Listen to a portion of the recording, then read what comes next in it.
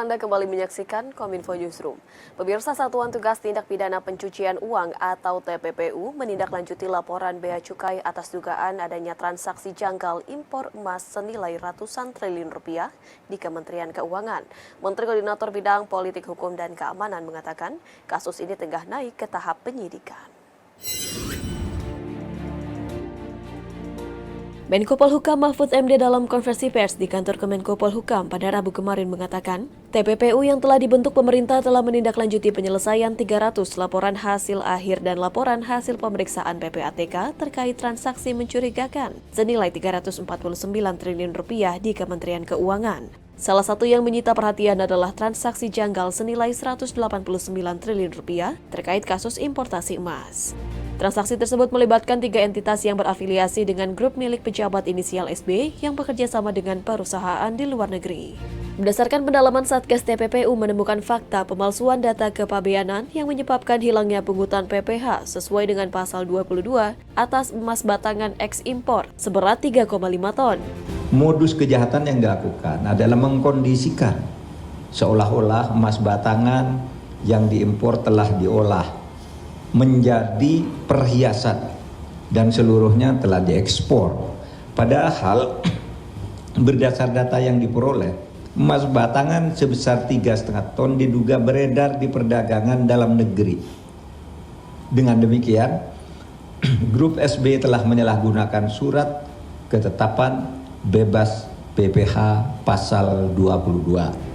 Di samping itu, Menko Polhukam juga mengatakan, Dirjen Pajak Kemenku juga mendapatkan dokumen perjanjian pengolahan anoda logam dari PT Antam ke salah satu perusahaan grup SB yakni PT LM tahun 2017. Direktorat Jenderal Pajak memperoleh data bahwa grup SB melakukan SPT secara tidak benar. Sehingga Direktorat Jenderal Pajak menerbitkan surat pemerintah pemeriksaan bukti permulaan atau SPIN-Bukper tanggal 14 Juni tahun 2023 terhadap 4 wajib pajak grup SB. Data sementara yang diperoleh terdapat pajak kurang bayar beserta denda yang diperkirakan mencapai ratusan miliar rupiah untuk grup SB. Menutup pidatonya, Menko Polhukam menyatakan penanganan dilakukan terpisah karena melibatkan 300 surat, salah satunya telah ditindak adalah kasus Rafael Alun, Prayitno dan petugas bandara di Suta telah ditindak. Itulah perkembangan tentang penanganan kasus tindak pidana pencucian keuangan yang dulu sempat gaduh di DPR. Jadi ini terus berlanjut. Memang penanganannya terpisah-pisah karena itu melibatkan 300 surat. Banyak yang sudah ditindak dari kasus ini, misalnya Rafael Alun, saudara tahu. Prayitno, Angin Prayitno juga saudara tahu, ada di dalam 300 surat itu. Sekarang sudah. Kemudian di berbagai tempat, di bandara Suta misalnya juga sudah ditangani. Kemudian ada pemecatan secara administratif, mutasi, penurunan pangkat dan sebagainya, sudah ada. Mendukung pengembangan produk dan pasar dalam negeri, pemerintah melalui Kementerian Perindustrian melakukan pengetatan arus barang impor. Hal ini sejalan dengan arahan Presiden yang meminta seluruh instansi untuk dapat menggunakan anggarannya untuk membeli produk lokal yang masuk ke dalam e-katalog.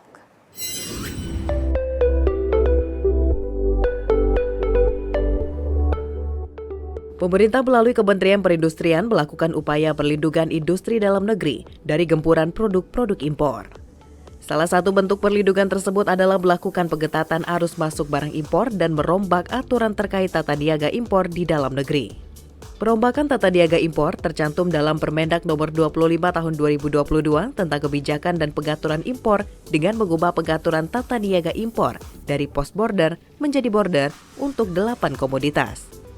8 komoditas tersebut meliputi tas, elektronik, obat tradisional, suplemen kesehatan, kosmetik, tekstil, mainan anak, alas kaki, dan pakaian jadi. Dari aturan ini diharapkan industri dalam negeri semakin kuat dan produknya bisa lebih terjangkau ke masyarakat. Pemerintah terus berupaya meningkatkan penyerapan produk dalam negeri melalui program peningkatan produk dalam negeri baik melalui belanja pemerintah yang menggunakan APBN dan APBD atau pada level individu. Badan Aksesibilitas Komunikasi dan Informasi Kementerian Komunikasi dan Informatika menyatakan satelit Republik Indonesia 1 telah berhasil menempati orbitnya yang berlokasi di 146 derajat bujur timur atau tepat di atas Pulau Papua.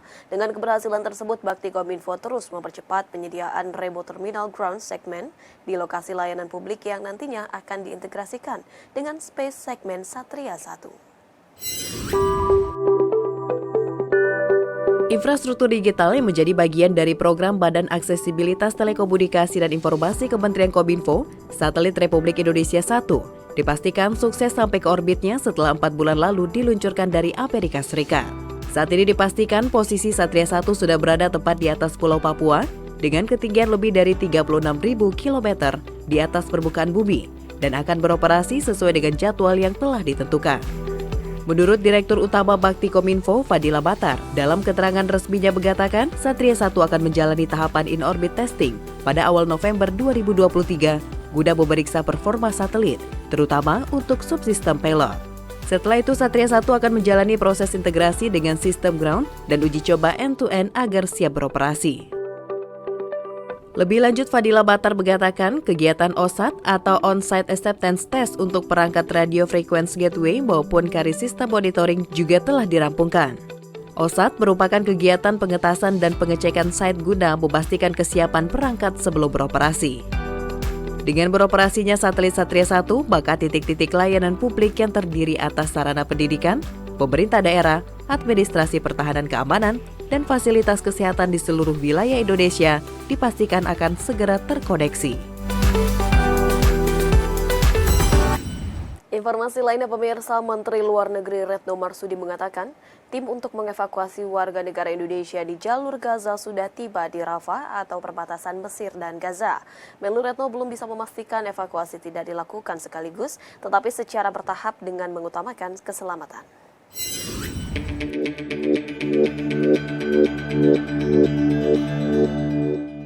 Menteri Luar Negeri Retno Marsudi mengatakan evakuasi warga negara Indonesia dari Gaza yang menjadi pusat konflik Israel dan Palestina mulai dilakukan Rabu waktu setempat. Pemerintah telah menggerakkan tim dari Kairo menuju Rafah di perbatasan Mesir-Palestina untuk mengevakuasi 7 WNI dari Gaza. Menlu Retno mengungkapkan sudah berkomunikasi dengan semua pihak yang memiliki aset di Gaza dan mendapat informasi bahwa kemungkinan pergerakan evakuasi warga negara asing termasuk WNI akan segera dilakukan. Namun, evakuasi kemungkinan besar tidak akan bisa dilakukan sekaligus, tetapi secara bertahap dengan mengutamakan keselamatan dan proses evakuasi masih menunggu jaminan keselamatan dari otoritas di Gaza. Berikutnya, pada akhir pekan ini, pemerintah Indonesia merencanakan pengiriman bantuan dari berbagai lembaga kemanusiaan ke Gaza. Jadi betul-betul situasi sangat dinamis, tetapi yang kita perlu pastikan adalah kalau toh ada perjalanan, maka perjalanan itu sudah mendapatkan jaminan keamanan dari semua pihak sehingga evakuasi dapat dilakukan dengan selamat. Dan Ibu Bapak, teman-teman, kita berdoa agar evakuasi dapat segera dilakukan dengan selamat. Teman-teman jangan bertanya kapan kira-kira evakuasi dapat dilakukan, tetapi yang dapat saya pastikan adalah bahwa kita terus berusaha. Teman-teman, kita terus berusaha. Direktur Perlindungan WNI dan BHI Kementerian Luar Negeri Juda Nugraha mengungkapkan ada 10 WNI berada di Gaza. Dari ke-10 WNI tersebut, 3 WNI dari relawan MRC di Rumah Sakit Indonesia di Gaza memutuskan tidak ikut dievakuasi. Sementara itu, 7 orang lainnya yang terdiri dari 2 keluarga WNI yang menikah dengan warga Palestina akan segera dievakuasi. Nah, untuk yang relawan Mercy, memang sejak awal pada saat kita sudah komunikasi, kontak, dan kami juga sudah koordinasi dengan kantor pusat Mercy di Jakarta, bahwa mereka memilih untuk tetap tinggal. Jadi dari 10, 7 yang akan ikut evakuasi. Pemirsa, usai jeda kami akan kembali dengan informasi lainnya, tetaplah bersama kami.